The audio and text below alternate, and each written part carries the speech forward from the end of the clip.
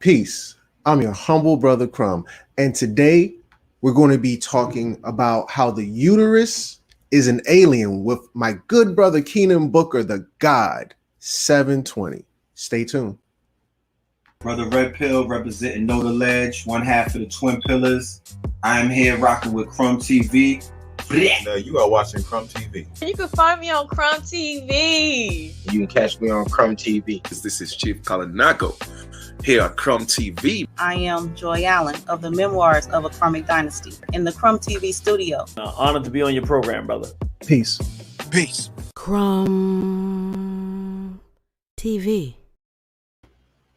Absolutely, family. You are now officially watching Crumb TV. Thank you, everybody who is tuning in. Got some very bad news, lots and lots of very bad news before we get started. So, with that said, family, this is the uterus is an alien. But first, I want to let you know I've officially been Farrakhaned on Facebook. So, they removed my personal account, Crumb TV Snatcher or Crumb Snatcher. I think I had like 10,000 followers up there. Burn. But I felt like it was bound to come a series of unfortunate events where I just kept getting blocked. So a blind man could have seen this coming. So with that said, family, no more Facebook for me, no more Racebook for me. So that's number one. Number two, birthday party canceled. Oh my God, white Jesus. Yes, family, that is true. My birthday party in LA is canceled. Everybody who already bought tickets already knew that. A couple other people who I had given VIP to, I had to contact personally. So with that said, family, I want to just let the family know real quick. Now that my birthday has been canceled, and it is a very unfortunate thing, I have put together a little bit of a wish list just to let the family know that you can still help me celebrate if you choose to do so. So I'm just going to throw this out here real quick, and then we can get into how this uterus is an alien. I got some incredible information for you. Incredible. So really quickly, here is my wish list. Where is it at? Over here. I see it there. Oh, here it is. Okay, boom. So here's my wish list. I want to do a setup like this where I just kind of start going live off my phone with the little fancy DSLR camera setup, but for the phone. That's going to have this case. This joint is $140. I couldn't find anything else as close with all the other mounts and stuff. It might be a different price somewhere else, but I saw that for $140. That light that comes on it, I think this is even a small light, to be honest with you, but that's $40. It's not too bad. That mic is going to run a yard. That's $100. That's a good hundy. There's also a lens that comes on it. That's 119 or just 120 rounding up. I want this backdrop, family. I want this backdrop. This thing is going to be hell for transportation, but I want it. I don't care. So with that said, that joint is $200. I'm gonna have the little Crumb TV everywhere up there. I need a headquarters computer. I need this iMac, family. This joint is a stack. For those who don't know what a stack is, that's $1,000. So I want that for my birthday. I want these shoes. These joints is $125. I think somebody already got these for me. I got to be 100 with you. When I was in Chicago, I broke my tripod. I need another tripod. That's $150. This icicle mic, the one that I'm talking on now, I need another one though. So when family like Keenan Booker, the God 720, the Minister of Information, whoever may be on the platform can actually have their own mic when they come to the place. Last but not least, family, I want to let the family know y'all gonna have to really support me on this birthday. Do not let me go down without something. I want these hats. I want to start selling hats. So for my birthday, I don't want no bullshit where, I get girls dancing titties out and everything like that. I want these hats. I don't want anything carnal. I don't want anything stupid. I don't want nothing that don't amount to anything. For my birthday, I want y'all to help me get the business rights. I want these damn Gina hats. If the family is going to support me for my birthday wish list, can I get a damn Gina? I want these damn Gina hats. So with that said, that is my birthday wish list. I think that comes up to, I think I got the number somewhere, $2,335. I want more than this. I can't think of the other stuff, but for now, that's what I want. So it's about $2,300 for my birthday. I think that can happen. It's not too much to ask for. So with that said, I will let the family do what they do. You can definitely cash at me at #Crumb TV, or you can just hit me up 678-984-4283, 678-984-4283. Please text me, family. Do not blow my phone up. White Jesus, please don't do that. All right, so with that said, family, I want to introduce my good brother, the God 720, Keenan Booker. Peace and love, brother. How are you? What's good with your family? How you doing? All is well. All is well, brother. I want to thank you for coming on the platform. And before I even attempt to try to tell the people who you are, where they can find you at, can you do us all the honor and let us know who is in the building? Yeah. My name is Keenan Booker. You can go to KeenanBooker.com for my books. You can go to thegod720.com for my music. Today, you need to go to kickoutofheaven.com, which is the website where you can buy these books directly. This is volume 2. And this is funny. I grabbed this one because in order for you to fully comprehend the status of the uterus being an alien, you got to go through a lot of witchcraft. You got to understand some in-depth dynamics of female history, basically. You know, I have right here Kicked Out of Heaven 3. And even in this one, there's a lot of female history in here, brother. You know, you are a historian, a connoisseur of the uterus, brother. What is going on with you and these women? I'm just joking on the connoisseur part.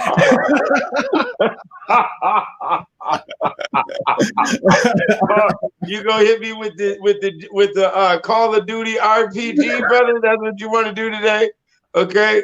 No, but for real, I love women. You know, I'm not gonna lie about it. You know, I love women head to toe, all races, sizes. You know, I talk to women. I understand the dynamic. I understand the mind. I've delved into some deep places when it comes to, you know, female experience and you know, a lot of the things that they've been through. You know what I'm saying? So all of those experiences added up to research, and then it added up to my allowance to come in to understand the medieval times, and also to understand the Marys, the Madonnas, and things of that nature. And it's really funny because like I was knighted basically to in that information during the course of the writing of the volume 3. I was, you know, I was with a European woman, you know, and then I mean it was a lot. I live my literature, you know, so everything that you see and feel is very real, you know, and in order for you to comprehend the whole status of the uterus being an alien, which is really some information I probably shouldn't have brought out, but it was so astounding. And then it just kept slipping out during the course of interviews, yours included. And it is going to be the 3-volume series, the basis of the next 3-volume series I'm writing, and which is all about women. Okay. And that information is in order for you to comprehend it and not go insane or to go into any self-infliction of neglect towards women or to objectify women in some type of weird classification in your mind, you should be through some rights with some women. I've taken care of women. I've clothed women. I've fed women. I've taught them how to cook. I've bathed them. I've bathed women in silver and made them speak poems to the moon, full moon. You know, I've done a lot of stuff, bro. So, you know, I've delivered a child. You know, I've done a lot of stuff up and down, left and right. I've made dishes. You know, I know how to do that. I know what herbs and all of that is in sync with cleaning out the vagina. So, you know, I've done a lot of stuff that allows me to receive this information and be able for it to be stable in my brain and still not have any outward or crazy look towards women, you see. Because Absolutely. that's basically right. Because that's basically, now that we're going in it, let me just say that before we go on. The uterus is plaguing the woman at the same time. So you have to understand that the woman is actually like a jail for the uterus alien. Now, before we get too deep into this, I want to let the family know this is a rated R live stream. There is, restricted language, strong sexuality, and explicit nudity in here. So please be mindful of that. If we have any underlings in the room, I don't know what we call the babies. Anyway, A suckling.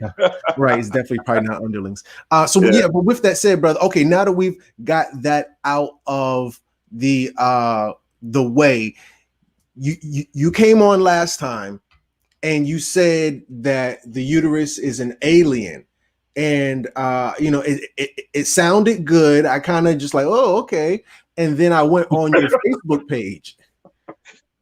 Yeah, so I went on your Facebook page and I found this picture right here in the middle, and it caught me off guard. It really caught me off guard because I could see what you were saying. So Turn it upside down for me. Turn it upside down for me. Uh-oh. Yeah, turn it upside down. Let me see. Now we're looking at it in right condition. You see that? Those fingers is where the ass cheeks are at. Okay? That tail that's going up is the spinal cord. And the end of the tail may be the tongue. I wanted the family, if they see, because this was like the baby thing from the movie Aliens, and in the movie Aliens, the baby would lock on to your face and do some things, and this is how the infection aliens things had got started in the movie. And when I saw this on your page, I instantly recognized it from the movie Aliens with Sigourney Weaver, and I just never saw the inside of it. So I wanted to ask the family, if you have seen Aliens and you remember this thing right here, can you please press 1 for me? If you have seen the movie Aliens and you remember this thing that wrapped around her face, I got a little thing right here on the side from the actual movie. Let me just bring this to the front. Can you please press 1? Because I remember it. I've seen it myself, but it didn't really. I didn't have my aha moment until I went on your page on Facebook. I think it was the Keenan Booker page. But nonetheless, anybody can go to my Keenan Booker page on Facebook and add me. It's not a problem. Yeah, bro, that's what you're looking at. There's a lot of other things to it that's going on here. Our whole astrological map is actually designed after that. The process from Virgo all the way to Leo. There's a lot of different layers, bro. It's a social being that works through invisibility, and the human brain is, its enemy. Okay, so what do I mean? I mean, it works off a nerve impulse, and the nerves impulses that are inside the females heighten them towards, let's say, a 10-step advance when it comes to socialism. And socialism is nothing but simple communication. So that's why she's been able to hide for as long as she's been able to hide on this planet, is because of communication. You've been told, that lizards were aliens, or you were told that this is the cross, and You know, when you look at the uterus from the anatomy that our modern medical tells us, the uterus is definitely shaped in a format that is directly symbolic and seen in the cross, the ankh, anything that has said arms out. Okay. Also, what you saw in Matrix, the scene where the girl goes up with the bat, you know, and she does the kick. That's also the same thing of the eggs being in the hands. Okay. Now, Well, go ahead. I had a little bit more for you because you had also. Now I got this from out of the book. Let me just really quickly show the family this, brother. Yeah, bro. I'm trying to tell y'all, I'm the master student. I'm the master student. Y'all be giving me these books. I read the books, family. When you give me the book, I will read the book. Don't play with me. I will read. So I'm reading the book, and I found this, and I wanted you to kind of speak. Could you read this, and then can you talk about it, please? Yeah, anus, ana, anum.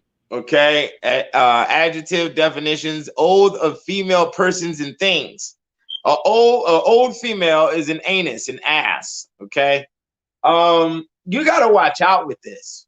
All right, when you go deep into the linguistic structure of English language, you will see clearly that at least maybe 30 to 40% of the words are all based off of ass and shit. Okay, and different words. Okay, so that bounce back to that. And you have to also understand that there's different time periods and different groups that utilize some of these same words in their own little social form amongst their minor group, which still is applicable to the definition because of time, you see.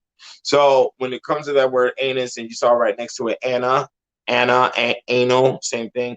Ana is basically what you're saying. Or nana, you say nana.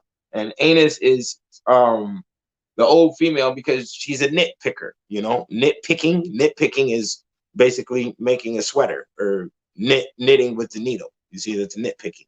That was also considered to be petty or nagging. Nagging, a small horse or a horse that wasn't physically fit, that would make noise and then make noise that was incomprehensible to other horses than the horse keeper. So, you know, same with the old woman that's running off at her mouth would be called a nag, or this is also where hag came from. You know, hag is a little bit different because hag is equivalent to hex.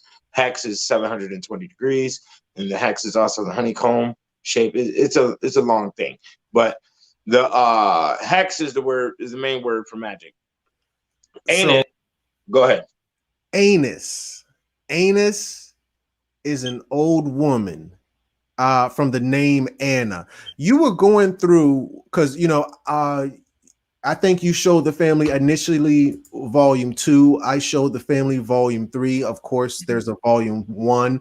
You was talking about volume 4 and how you were going to go and keep in with the woman theme, and you were going to go into the names. I saw this name Anna, which relates to anus, which is an old woman. What were the other names that you were, you know, you just there's a lot of names, bro, that and it's funny because the evidence of female names and the power and the goddesses that are inside their names is shown, exhibited with our parents. When we were children, they would always say Mr. and Mrs. last name, or Mr. first name of the male, and then Mr. and Mrs. first name of the male, and then the last name of the female. They wouldn't really give a lot of credence to the female's first name. A lot of American female first names are filled with goddesses. Goddesses, you got saints in some of them.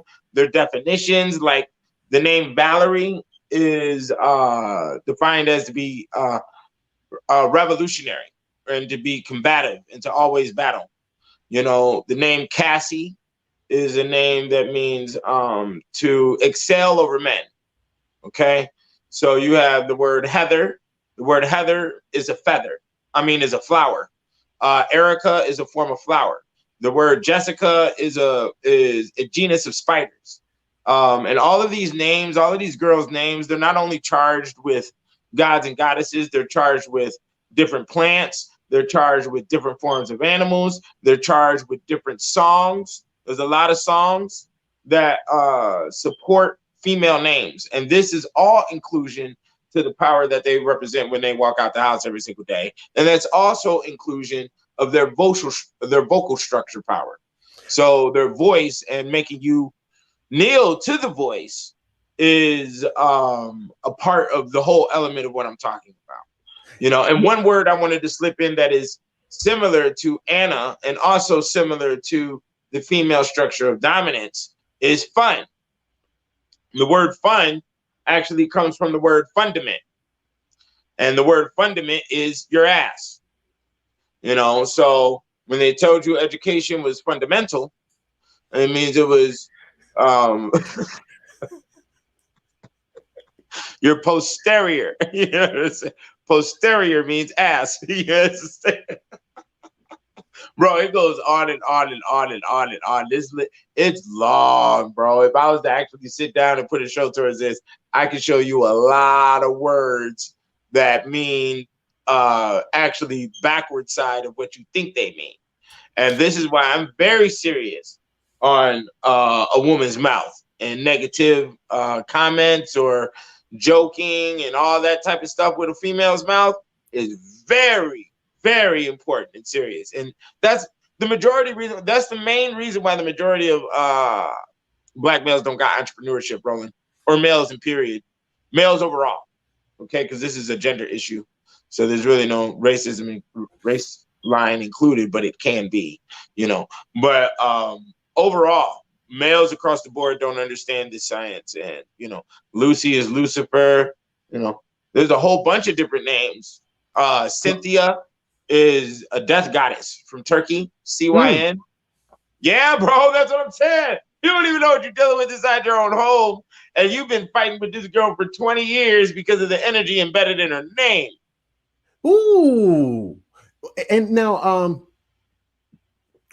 when I was reading the book, volume 3, you know, I had to fact check you, and it was a lot of stuff to read. There was a lot of stuff to fact check. It was a very long, detailed story. You really did a lot of scholarly work with this one. So with this said, because I've done my due diligence in terms of the vagina as well, and for whatever reason, I missed this one. The clitoris is the only organ in the human body with just one purpose. Please, brother. Genius. Okay. This right here allows the theory that this being, okay, which we will call newt, which is the root word to new, neurology, nervous, all of that. You see that?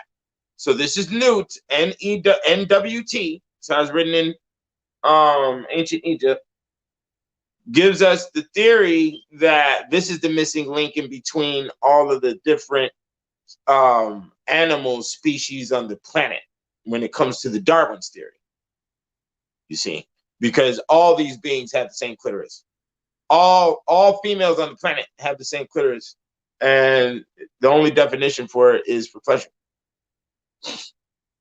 You know, so through that mark and through what we see with ancient goddesses like a star, or go ahead. You said all these have what? I didn't catch that last thing you said. I'm sorry. All mammals have the same clitoris. Oh, okay. Right. If I could move forward just a little bit more, because I want to read this article. The original word for virgin. What is the original meaning of the term virgin? Virgin meant not married, not belonging to a man, a woman who was one in herself. The very word derives from the Latin root meaning strength, force, skill, and was later applied to men in the term virile. Ishtar, Diana, Astarte, and Isis were all considered virgin, which did not refer to sexual chastity, but sexual independence. When we're looking at this uterus, we're going to see a lot of different aspects to it. Last one I wanted to read was this. Once I read this, we're going to go into this article, and I'm going to put you in a hot seat if that's okay with you. Let's go. Okay. Oh, right now. No. I'm gonna read this. Then I'm gonna go to this article and put you in a hot seat. Let's do it. International Business Times: Colombian woman who put potato in vagina for contraceptive hospitalized after it grew roots. And it was actually her mother who told her that this was the contraceptive to put a potato in the vagina for apparently long enough for it to take root, which would sound hysterical. Does that, is that a play on words because we're dealing with the uterus and it sounds hysterical? What did I tell you in the beginning? The uterus plagues the woman's mind.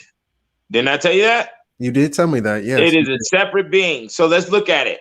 So sexually, if you don't pulverize a woman's vagina sexually, she looks at you as what? An inferior, right? She looks at you as weak because you did not pulverize the being that is traumatizing her mind about her self-esteem and her beauty every day. So the element of women having to pull them, putting on mini skirts and having to pull them down, or running to the, standing in the mirror for 2-3 hours, or thinking they need breast implants or butt implants or the like, is all coming from the blindness and the darkness that the uterus lives in. You see? Wow. You felt that. Oh, okay. Got you. Yeah, the history of hysteria. See, now let me say something else real quick, because this connects in with what you just put up there about Diana. Diana is the ancient Greek goddess of witches. Okay, and she has another name, Hecate. Hecate is the root word to the word Karen. Remember, we was doing the Karen thing. Karen is Karen, caring. You see, soon as we did all the Karen stuff and did all of that on the social media, the white woman no longer cares. That was the only woman that was out here really caring about shit and getting shit done, forcing shit down the feed. But go ahead, because to be honest, the books that I'm explaining to you, or where I've gotten a lot of this information, were written by white women. Even the books for the medieval is all white women. So the majority of them. Go ahead. So this comes from McGill, Office for Science and Society, separating sense from nonsense. So this is the history of hysteria. Until 1980, hysteria was a formally studied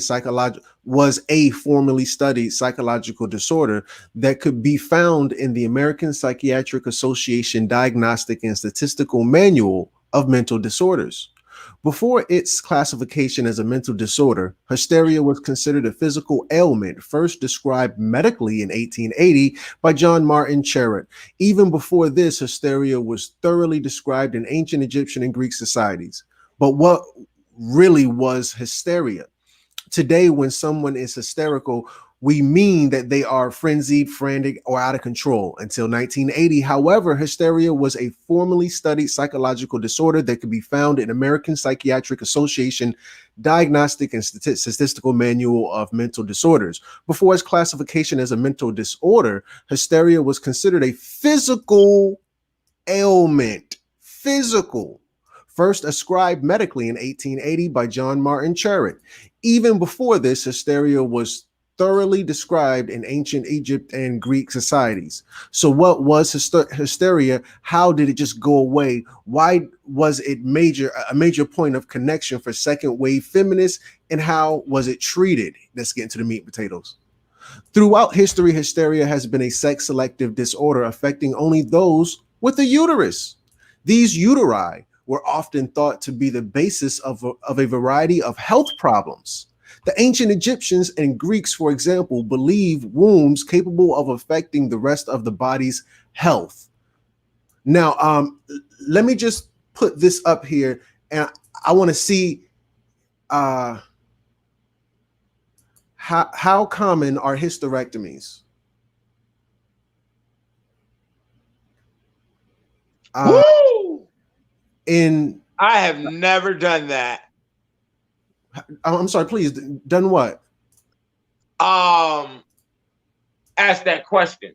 How how common are hysterectomies in our modern day? The most common surgery in women is childbirth by cesarean delivery. 6-7. Okay. Now, the reason I had posted this up, brother, is because before I did Crumb TV, or actually while I was doing Crumb TV, I was working in a hospital. I've done lots of videos of my disdain, my loathing with the hospital.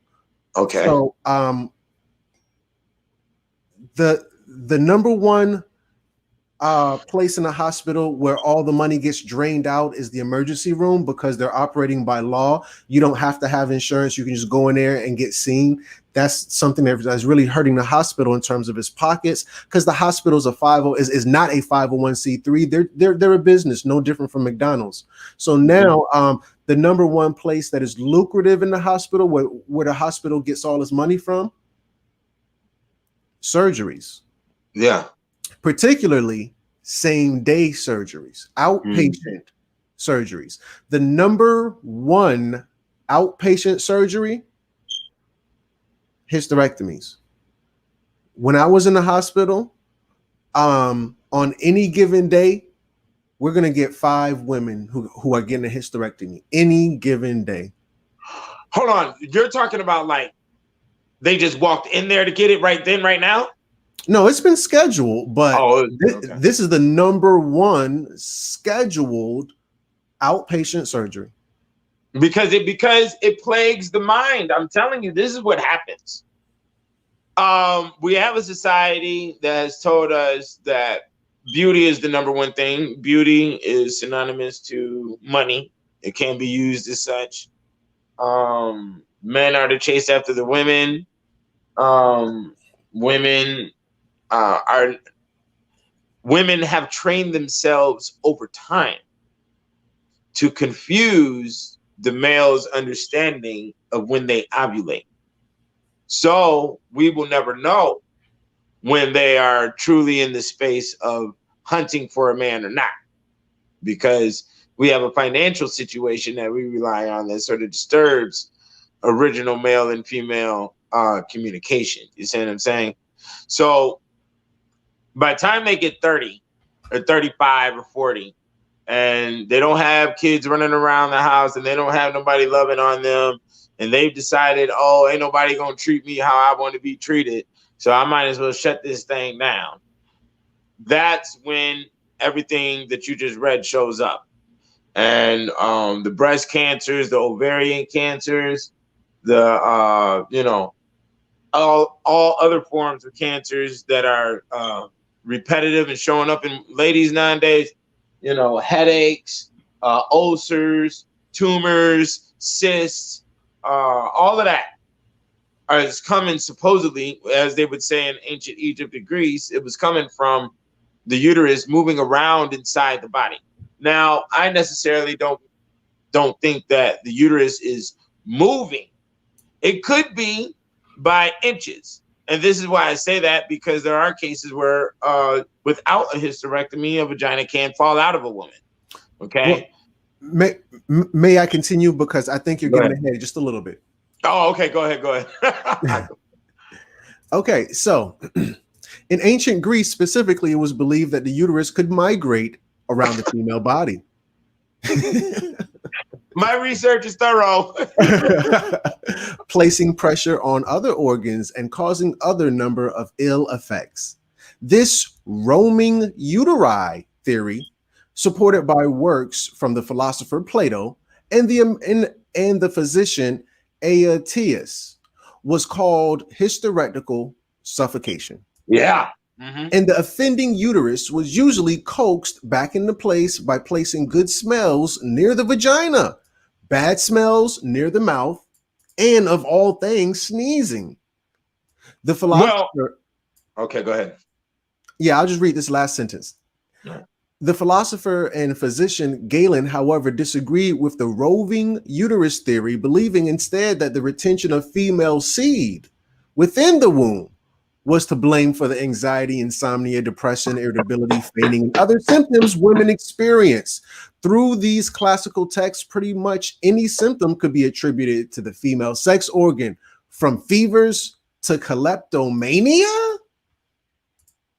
All right, Kleptomania Hey, watch this. When you go to Walmart, you can't tell me that female section over there don't look like fucking Fort Knox. Yo, can I get a damn Gina? Hold on, all caps. Damn Gina. Damn Gina. No. Okay. Yo, this is the truth.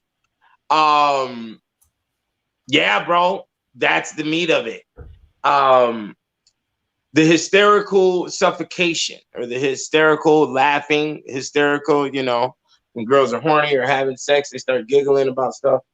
The suffocation is related to the python that you feel in your gut when you may have cheated on your girl or you did something out of position that you weren't supposed to do.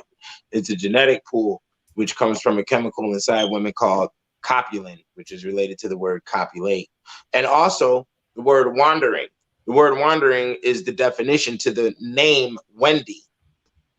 So yeah, if you get a girl named Wendy, you best believe she's going to be moving around with those feet, because it's already embedded in her name to be a wanderer. Now, calling the uterus a wanderer goes back several civilizations, as we just stated. But it moving around inside the body, I don't think that's necessarily what they're talking about.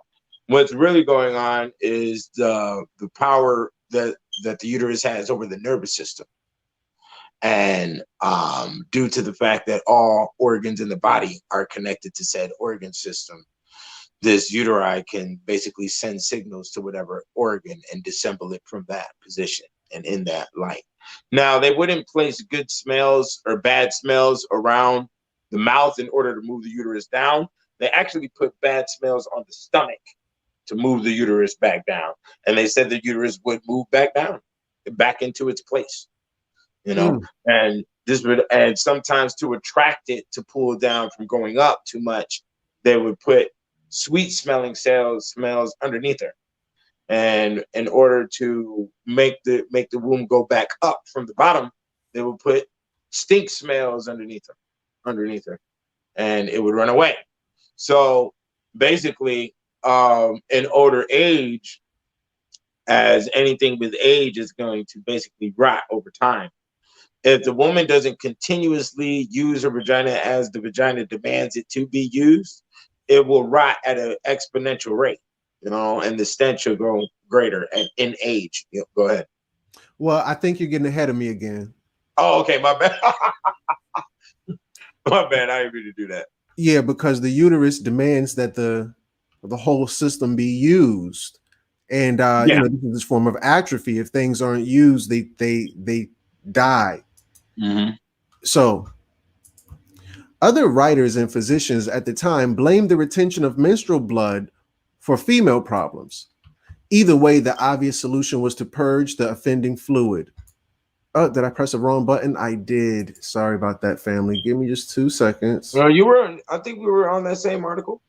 I had my mouse got this extra button on it. Either way, the obvious solution was to purge the offending fluid. So marriage and its implied regular sexual intercourse was the general recommendation. Male semen was also believed to have healing properties. So sex served two purposes. For the young and unmarried women, widows, nuns, and married women unable to achieve orgasms via the strictly penetrative heterosexual sex that was common at the time, midwives, here we go, midwives were occasionally employed to manually stimulate the genitalia and release the offending fluids. So we're seeing a lot of different scopes to where at essence, if you don't use it, you lose it. If it doesn't get used, it's going to give you some type of issues. Yeah. But see, due to the social paradigm that we live in as humans, there's going to be even more problems if she uses it all the time because of the way we culturally understand things, you see. So humans have this false sense of ownership that we want to throw over each other because we did the booty, you see. And then the woman has also been taught that she can use the uterus as a baiting device, which has basically been the position of worship and the position of, I guess, goddess uh, invisibility since the beginning of time. Men have always, done the most to take care and try to get whatever a woman wants, whether he's capable to have any sex with her or not, or whether he's able to woo it out of her. You see? So regardless, she can play all these games that she wants to. She's going to damage herself by the retention of the sexual fluids, which will, in essence, turn her insane. And this is for both male and female. But what happens with male, with the retention of sperm, is that they get more inventive and they can build more. They get more things accomplished and achieved. Women don't have a mind frame of achievement and accomplished by majority rule. And even if they do, they're doing it underneath the guise of a male's leadership. You see what I'm saying? So when women may retain this fluid, and you have to understand this, the principles on both male and female, it is liquid life. Liquid light. It is life. It is the fluid of life. So that means there's a lot of energy in it. So when women don't have sex, they're charging their battery all day long. So then they get to a point where they're like, and then stuff starts laying over and laying over and laying over and laying over. And then before you know it, they're cat ladies. They got 20 dogs in their house. They've joined 8 groups at the church. They're hard on a lot of gossip. Yeah, bro, you got to watch this stuff. So then they've joined 8 groups at the church. Yeah, because you have to understand. Now, let me show you something about that, because the 8 groups of church leans into a whole nother realm of the female thinking, which is that's taking care of vagabonds and feeling the essence of being needed by having somebody degenerate or a bum around you at all times, or having some child around you because you feel as if you're not important in any other areas pertaining to society. So this is another area where the bat mind goes loose and crazy, and that could be a throwback to the time periods of when the human design was being built by the uteri, when it was on the planet by itself, which predates human existence. There was nothing but filth on the planet. There was nothing but feces, baby blood, baby parts, and all other types of nasty nonsense. And the uteri lived in those conditions for eons in order to develop humans. So women have no problem with living in squalid, nasty conditions like that today. And I'm not saying that about all of them, but we do know the difference between a male and a female public bathroom. Okay, we've all seen that. Whoa. Talk to me about let's talk about Kicked Out of Heaven Volume 1. There's a long poem that describes the female bathroom or toiletry room. No, I'm sorry. I don't want to be petty or nothing like that, and I don't want to be petty. Yeah, but we got to talk about this because I was getting ready to say let's move on for the sake of time with the article. I want to read a little bit more, but I think this is worth a little bit of a hiatus. Can you elaborate a little bit on the difference between a male and a female public restroom? Oh well, okay, well, like I said, I've been through a lot of rites in order to comprehend this info. So I do have a time period in my life where I was stumping the cane and walking with the hard bottom. Do you understand? Go ahead. Let me see if I can poll the audience. We got about 100 people watching. For the women, can you tell us what your opinion of the women's public restroom? And I didn't really think about it until you just brought it up. But I remember one time I was at work and this one girl, she was appalled at the situation in the women's bathroom, and she got fired or wrote up or reprimanded, chastised in some type of way because she put it on the internet.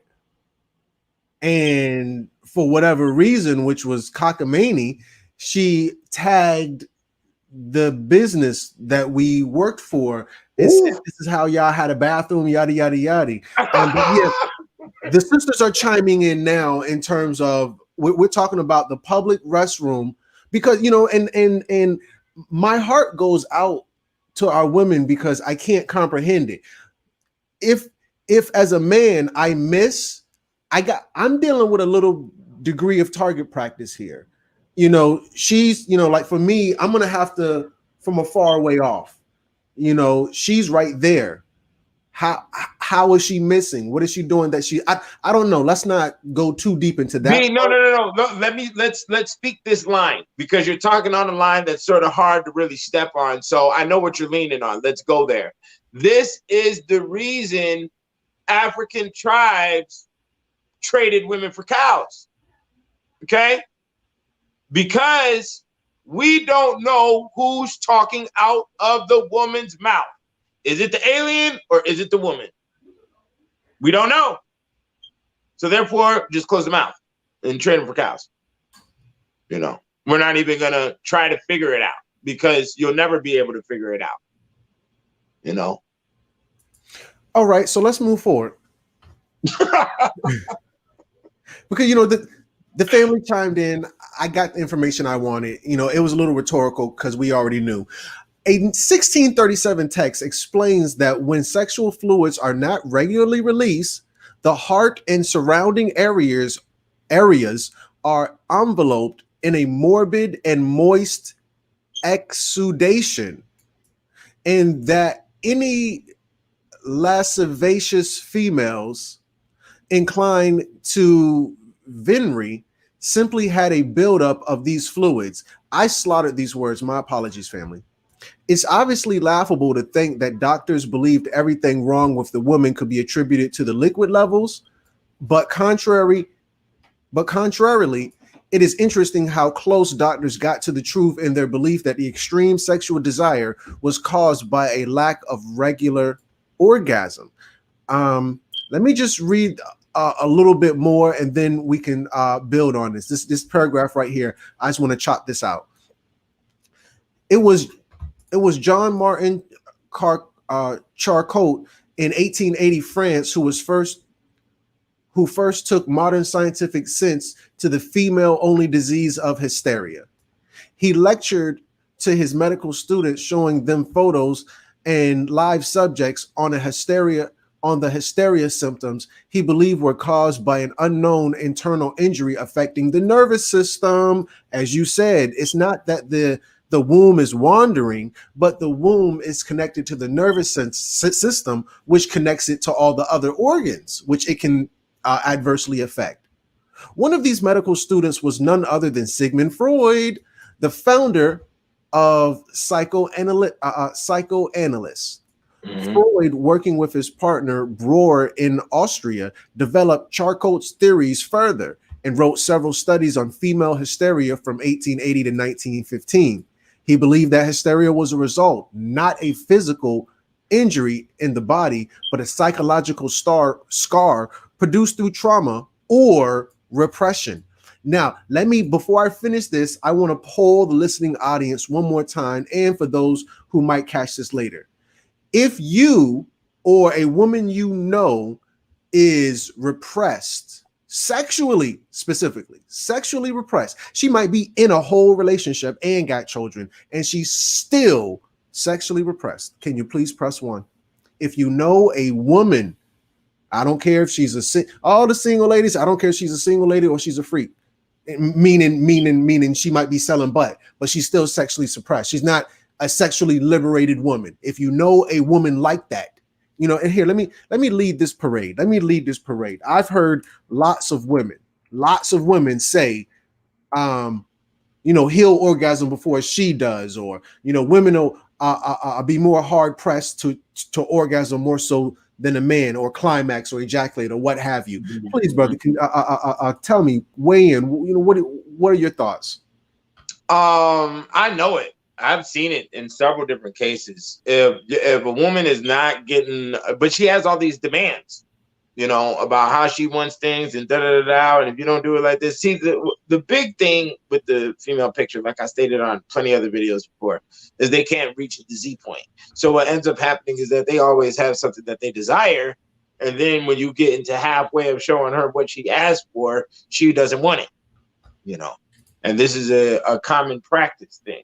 So basically, the main reason a lot of women shut down sexually is because they feel as if they're not being courted or worshipped in whatever format they feel as if they need to be. And they're damaging their own health in order to do that. They don't care. The only thing they care about is the format of worship that they're demanding. You see? Let me just add value, because I had no clue. You and I didn't read this article to you, brother, prior. I didn't let you get this information prior to us going live. So if anybody said, oh, well, he was on it because they talked about it prior. No, we didn't. I didn't talk to him prior about this.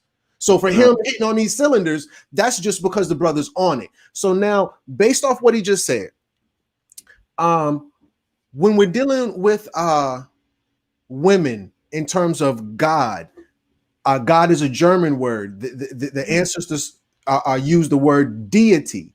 Deity goes back to the word diva.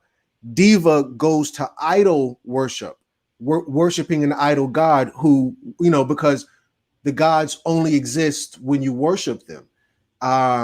So now when we're dealing with these deities, they have a need for attention.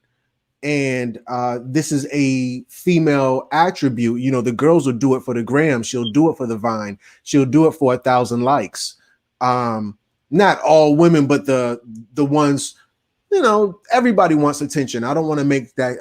I like attention, but nonetheless, when you're talking to these things, it has roots in the word diva, deification, giving this woman, the attention. And when she gets the attention, it's a funny thing to deal with. I saw this meme, and I'm gonna pass the mic back as soon as I get this off my chest. I saw the meme, and it was just like these cartoons or whatever. So the man and the woman are going out for dinner, and the man says to the woman, he says, "What do you want?" She says, "I don't care." And for him, it's 1 + 1. He turns into the first place he sees. And let's say it's Outback Steakhouse. No, not this. But I thought you said I don't care. Anything but Outback Steakhouse. They drive down. They get to the, Keep going. I'm listening, B. Vegan gold.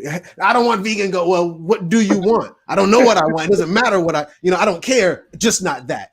So it turns out that it's not that she doesn't want, I don't care what I want. That's not the truth. She definitely wants whatever, but her process of getting to that may be a little bit hysterical.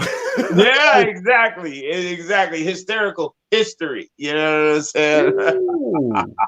Yeah, it's all complex, all batted everywhere, all chopped up. We don't know what is what anymore. But yeah, that's definitely the lost point. Now, the important thing about the article that you're reading is that he said 1635 they were conquering these sciences. Brother, it is 2020 on my clock. How about yours? Okay. Yeah. 1635 they were conquering this level of math.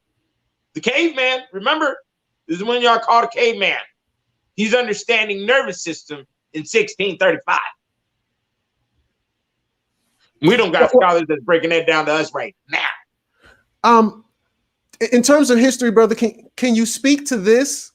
Because you and I are going to do something on the justice system. Miss Mom, and I love that name, is very, very appropriate for this one. Miss Mom says, didn't they have doctors who got women off with hysteria, crimes of passion? Can you talk about that? Crimes of passion got women off with hysteria. No, in those times they just classified you as a witch, and that sort of that came in at around the 1400s and things of that nature. Before that, in Greece, they would try to medically cure you. Even in Rome, there was a lot of strict rules pertaining to women and wine. For instance, they weren't allowed to drink a lot of liquor. But then during the medieval times, you can see that a lot of girls were, later in the 1700s, girls were allowed to drink, but they weren't allowed to be in public status, in high drunk status, or high aggressive prostitution status. You see what I'm saying? So getting a woman off with hysteria as a crime of passion would definitely be something modern. Okay. And I only know about the crimes of passion being a law that's permissible in the state of Texas. I've never heard of a case where hysteria has been used for the cover up of a murder or the use of a murder, because a crime of passion, as is stated by the FBI, is something that any stabbing is considered a crime of passion in the FBI. The state of Texas law is if you come home and your mate is mating with somebody else, you can kill them right there immediately. It can't be premeditated.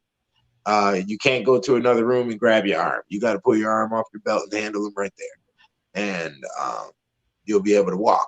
So I've never heard of a situation where hysteria was actually used. Nowadays, all of these things have been swept underneath the rug. So you're looking at a lot of hysteria cases when you go to the grocery store. You're looking at a lot of hysteria when, you know, you drive downtown, you drive past the Greyhound. Those women right there, that's hysteria, you know. Crack addicts, crystal meth. Yeah, a lot of that stuff, man. A lot. Like I said, if the main, and then you also have dementia. There's also other psychological things that come upon. You know, you got menopause, you got what is it? Midlife crisis type of events and things like that. And all of those are different. So when it comes to hysteria, as the article was stating, that it's coming from the offending fluids. Now, when I say offending, you have to understand how Europeans use words. So when I say the offending fluids, you probably think, and the audience probably think that the fluid, that they're stating it, that the fluids are of some nasty filth. No, that is not how they're using the word offending. They're using the word offending as in the fact that it's projecting from the vagina. Exactly. Because when you're in offense in basketball, you throw the ball to your partner, right? Or you throw the ball at the hoop, right? Oh, you teaching. You see? So that, see, you see that? We don't even understand how they use words yet. You see? So that's why this kicked out of heaven is top notch. And to be honest, you know, even when they were talking about the hysterical suffocation, that is the relation to the python. That's in the relation to the guts, to the stomach, the chitterlings, the moving around, and the gut wrenching when you know, cheated on your girl or you did something foul that you shouldn't have been doing. You know, all of that explanation is in there. And I reiterate that because the witchcraft section in here is very, very heavy. And you need to go through that dark side of the witch to understand the white side of the witch. Because the dark side is the intro, which is, like we just stated, they'll ask for something and they don't know what the end conclusion is going to be, the Z point. And that Z point is actually the diamond that you're going to create from her hysteria. You see? So her screeching on the broom or her screaming at you in the house, in essence, is going to make you create in the end. You see? Right. So it's supposed to be a peanut butter jelly thing. You see? So I understand and comprehend that. Therefore, it doesn't affect me when it say, oh, it's an alien. Because the alien, by default, if you want to ask me what the true definition is, the alien is trying to get back to outer space. Basically. That's all that you see right now is going down. Let me see, can I just read a couple more paragraphs? Specifically, this psychological damage was a result of removing male sexuality from females, an idea that stems from Freud's famous epitomal moment of recognition, in which a young female realizes she has no penis and has been castrated. If this isn't hysterical, I don't have the time to open that particular bag of worms, but if you feel like it, you can click here to read it. And it's not a very cohesive, it's a lot of rabbit holes if you click this link, which I won't do. In essence, Freud believed that women experience hysteria because they were unable to reconcile the loss of their metaphoric penis with this in mind, or their sexuality giving them the ease to have a ejaculation like men do. With this in mind, Freud described hysteria as characteristically feminine, and recommended basically what every other man treating hysteria had through the years: get married and have sex. You know, and one thing I do notice, and I want the men, if they could chime in, if women, let me just ask the men, if you notice that women are nicer or more pleasant or better psychologically after they have sex, can you please press one? And I'm gonna press one. I'm gonna press one. I gotta be honest. I mean, I'm not even trying to I'm not trying to be funny or nothing like that. I'm here. Let me press one. I'm not trying to be funny. I'm not. Press one for me, brother. Press one for me. Okay.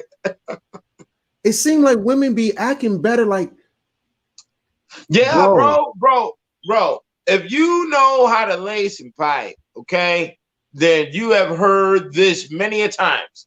Thank you. Okay. I have heard thank you from a woman after sex a millionfold, and I get it now, because basically what's happening is that fluid loads up in the back of the brain, bro.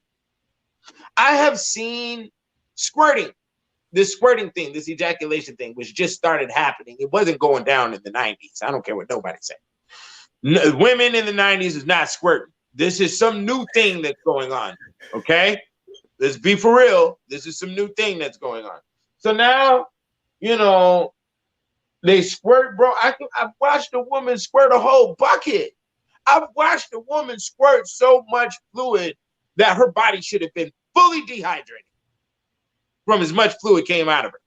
Wow. That was not the case, right? I'm telling you, there is some mystical, magical doorway or something that is connected through that spine or something. The fluid is not coming, all of that fluid is not coming out of the human body, bro. It's coming through the human body. That's all I can say. I know that may sound crazy, but you know, that's the theory I can put to it, because I've seen far too much fluid come out of a woman's body, bro. With my own eyes. You know, I don't want to get descriptive and whatnot, but Lord have mercy. I have seen it happen. So I don't know what that is. I've seen it happen so much, you might as well call it a defense mechanism, you know? And the projection power too. Rip your skin off, damn near. Water hose power, you know? Like, I've seen it on that level. So, you know, I don't know what to tell anybody. If we're dealing with an alien, then that's what it is. I have no problem with that. You know, it makes things a little bit more intense to me. I like to clown about it. I like because women will talk to you about it. They will clown with you on it. They will talk to you about it. You know, I mean, I'm in a different mental space, and women are there too. Just the whole thing is that a lot of Native women don't like their Native men to be expansive in mental space and freedom and socialism because they have fear of losing them. You know, indeed, and that's justifiable, but then in essence, you're killing yourself. But like we just stated, a woman is more worried about her demands than worried about making sure her health is right and making sure the maintenance of her love is right, and also making sure that she got a motherfucker running back up in here, get these groceries in the refrigerator and get this motherfucker, get these gutters clean, nigga, cut my grass. You know, right. Let me see. Let me see. Can I'll move forward a little bit. Go ahead. Previously, this was done to allow the ridding of sexual liquids, whereas now the idea was that a woman could regain her lost penis by marrying one and potentially giving birth to one. If marriage wasn't an acceptable or possible treatment, however, there was another technique of treatment for hysteria: prolapsed uteri, and any genealogical problem really rising in popularity in the late 17th century, uterine massage. Nah. You know what they're indirectly referring to, right? No. Fisting. Oh my God. Yeah, because fisting. You see what? Once you read The Kicked Out of Heaven, you will understand their language. You don't know how they talk. So you don't know what they're saying when they're, you know what I'm saying? Like, and I'm not saying that specifically to you. I'm just saying overall, you know. No, I saw fisting in the book. I saw that, you know, so I know that this isn't personal between me and you. You actually, you know, you weren't shy at all in this book, even though you kept it 100% scholarly. You know, you definitely tackled a lot of taboo topics, to say the least. Yeah, there's a couple of them in there. You know, I put my own liaisons in there. You know, I had commencement with the Polish woman. She's in there. I had commencement with the Black Madonna, and that's in there. You know, and it was powerful energies and situations that I walked into that I was demanded to handle. And if I did not, wrestle the beast, then, you would not be getting what you got today. And that's just a part of it. You have to, and like I said earlier, women are plagued by this uterus, so they desire high level punishment when it comes to her acts from submitting to said uterus and carrying out annoying acts in the house, which may be classified as pettiness and other things, or the torture of the uterus puts down on her own mind when it comes to her self-esteem and her everyday day-to-day operations, and she wants the uteri to be punished for that. So that's where all of the crazy beat down, and she wants 3-4 hours and pay all this attention to me and this and that and this and that and this and that. And then the alien by itself may be very ugly, and they're hidden in a very beautiful body. So they demand and expect a lot of attention, especially if it's ugly. Well, let me continue on, because I think you might be onto something. Invented by a Swedish army major named whoever, and though initially used to treat conditions in soldiers, an army major, soldiers with what? Prolapsed anuses. I'm not going to pull up a picture of this. The family's going to have to do their own research on that, but this started with men. Uterine massage quickly became the norm for treating everything in women, from tilted uteri, which somebody had mentioned in this live, shout out to them, whoever that was, to nymphomania, when she is a sex addict. A sex addict, thank you. Okay. So the Army major opened several clinics, all of which were remarkably successful. He employed 5 med students, 10 female physician therapists, and had doctors from across the globe participating at his clinic. I bet I'd want to work there. You get to massage the yoni, you keep playing with me. Anyway, which were known to treat as many as 117 patients in one day. Most recommended techniques were bimanual, meaning one hand was placed outside the body of the admin and the other inserted either in the vagina or the anus to perform the massage. So, brother, when you say fisting, I don't want the family to think you're being funny. In addition to that, I did not read this article to you prior to us going live. So for you to be saying these things prior to me reading it is only confirmation in your vast scope of knowledge dealing with the yoni. All right. Until a paroxysmal convulsion, we now call these orgasms, was achieved. These sessions were considered long and physically exhausting. These sessions were considered long and physically exhausting for doctors for obvious reasons. This problem led to the creation of stimulation devices, namely vibrators. You can see some early vibrators by clicking here. I'm not going to click there for obvious reasons. Let me just read one more and then I'll pass the mic. Mm-hmm. At least officially, the sexual nature of these treatments was not realized, or at least acknowledged. While it's hard to not see these procedures as primarily sexual process when looking back, doctors at the time feared it becoming conflated with sex. So much so that advocated hurting female patients, or at least causing them discomfort. It still baffles me how many doctors could purposely and unnecessarily hurt patients, but this is just another example of many unethical medical processes women have been subject to. I don't know if this was something that they were subject to or they were volunteering for. After about 1910, gynecological massage fell into the category of alternative medicine, which the husband was responsible for, I assume. And while I'm sure you can still find someone practicing it today, advancement in medical knowledge and feminist movements have led to the understandings that the uterus is not at the heart of most medical problems, and that many of the symptoms previously attributed to hysteria truly belong in mental illness. But what if this hysteria is the anyway, or just normal if unaccepted to historic societies behaviors for female? I just got one more paragraph. I feel like I just want to finish it. Do you mind? Go ahead, I'm with you. Hysteria was basically the medical explanation for everything that men found mysterious or unmanageable in women. Very funny, guys. A conclusion only supported by men's historic and continuing dominance over medicine. Maybe so. And hysteria's continued use a synonym for over emotional. I want to point that out. A synonym for hysteria is being over emotional, or even to the point of being deranged. It's also worth noting how many of the problems physicians were attempting to fix in, did I hit the wrong button? I did. I'm sorry, give me just 2 seconds. Continued to fix in female patients were not problems when they were presented in male patients.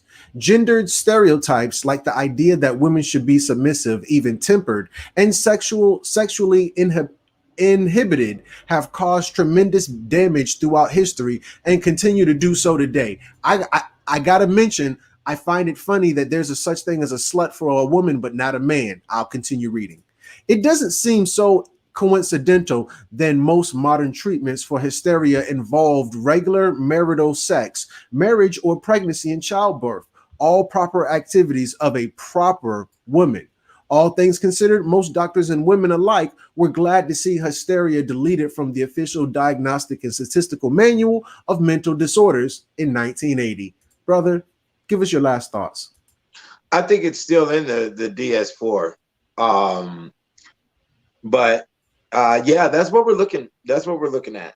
You know, the hysteria is caused by the retention of sexual secretions of the woman. It sits up in the back of the skull. It creates headaches. It creates a lot of problems. Women really don't care whether women know this information or not. We don't know, and they'll never tell us. And even if they do tell us, we still wouldn't be able to thoroughly get an answer of if they're telling the truth or not. You know, so that's why Europeans went through what they went through with the whole burning witches for 300 and 500 years. They were separating the mind state of the woman from the uterus. They made their women fall in fear to the men instead of falling in fear to the uterus. You see what I'm saying? So, and with that, they were able to take over the planet. And this is, you know, part of the reason why we don't have any growth, because we don't understand any of these principles. And, you know, just like the guy that was in the conscious movement, Natural Tahuti, was talking all the black woman is the God stuff. And where's he ended up? He ended up in prison doing life for some heroin deals. So you see, you gotta what? And Tahuti is thought. I'm thought. That's the line not to fuck with, you know. And you're gonna have to nip it in the bud. The black culture has been very effeminate. We've decided to choose on effeminate things and say the black woman is God and all this other nonsense, you know. And there's no true testosterone rule. And like you see in ancient Egypt, the majority of the statues are what? Males standing with strong phalluses, right? Because that's what makes a woman kneel. A witch can't get past iron. Iron is what controls your blood. Your blood flow is what creates the erection. So in my next 3-volume series, I will be explaining all of this in large detail, and I'll be giving all the rules and regulations about erectile dysfunction. But until then, you need to go through a lot of other rights when it comes to Western understanding and when it also comes to female understanding, and you will find a lot of that here in the Kicked Out of Heaven Volume 1. I go through all the brothels and the bathhouses. Volume 2, I go through all the witches. Volume 3, I go through the Marys and the Madonnas, you know, and I've dealt with real live Marys and Madonnas. So everything you hear here is vouched for, you understand, at the highest level. So go to kickedoutofheaven.com, get them, get all 3 volumes for $100. You get the signature and you get the torture, the origins of criminal justice system, shall I say. You get that lecture for free with it. All right. Kickedoutofheaven.com, KeenanBooker.com. Well, there you have it. I want to thank you again, brother, for coming on the platform. It is Keenan Booker, the God 720, author of the 3-volume series Kicked Out of Heaven.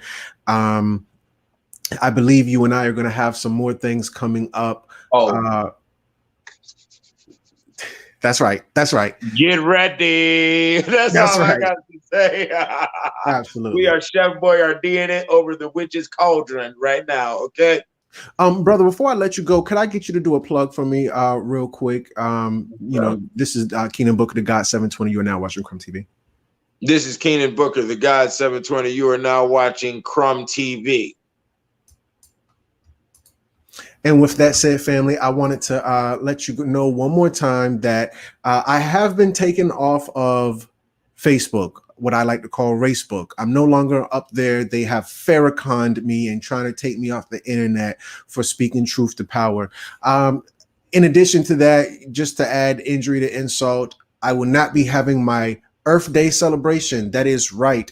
I will not be celebrating my Earth Day this year. What a very dismal thing to say, family. So I have kind of come up with an alternative. So, we want to find the brighter side and just kind of stay as positive as possible. So with that said, I have a birthday wish list. So even though you weren't able to celebrate with me, you can still help me enjoy this Scorpio season. And I want to ask the family to assist me with that by either throwing something in the bag for the birthday wish list or actually just getting the things on my wish list. So I want this this DSLR camera set up with the phone where I get the mic and the lights and little handheld gadget thing, yada yada. The mount, the only one I've seen, costs like $140, but it says Beast Grip. Anything that says Beast, I assume is trained to go. The lights is $40, but that's the only one I found. I guess it could be a better version or what have you. The mic, that's pretty much standard. That's a yard. If you don't know what that is, that's $100. There's also a lens that comes up there. I think it's like even a lens kit. It's like $100, which is pretty decent because lenses are expensive. I want this they call it a step and fetch. No, I'm sorry. It's called a step and repeat. Step and repeat. This backdrop, I want that. This one right here is almost $200. I want a nice one like this. This thing is super dope. So, these are the things on my birthday wish list. That comes up to $178, about $200. I need a computer, family. This computer I have now, I done dropped this thing like 100 times. I need one. This thing costs a stack. If you don't know what a stack is, that's $1,000, family. So this is really going to help me step my game up. I want these shoes, family, because I don't really dress up or nothing like that, and I don't want to put on no Nikes or nothing like that. So I found these joints to be very flavorful. Somebody actually already got these for me, so I'm very excited. At least a part of my birthday I can celebrate. I broke my last tripod when I was in Chicago. I was in Chicago on Roslyn. Oh my God, looking like a damn hobo dragging a broken tripod. I'm like, I'm gonna fix it. That thing was not gonna be fixed. I don't know how I broke that thing. I want another icicle. I actually have an icicle that I'm using right now. I want it so that when I have in studio guests like the guy 720 over in ATL, that's going to happen if I'm in ATL. I don't know where I'll be at, maybe Florida, who knows. Then they can come on mic and everybody can sound good. Last but not least, I want, versus you buying me hats, clothes, and showing me titties and things like that, I want you to buy me some hats. These particular, I think it's called worn or textured or stressed. These hats are called stressed, and in vibrant colors. I already have the guy who's going to do embroidery for me. I want these damn Gina hats. I know you would love for me to start selling damn Gina hats. So please help me with that. So send all your birthday donations there, or you can just call me or just text me, family. Please don't stalk me. Just text me.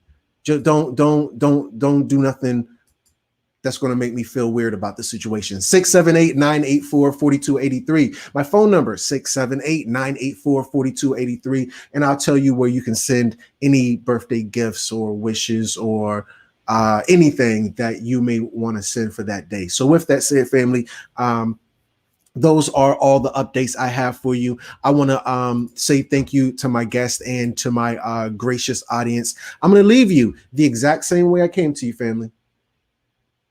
In peace.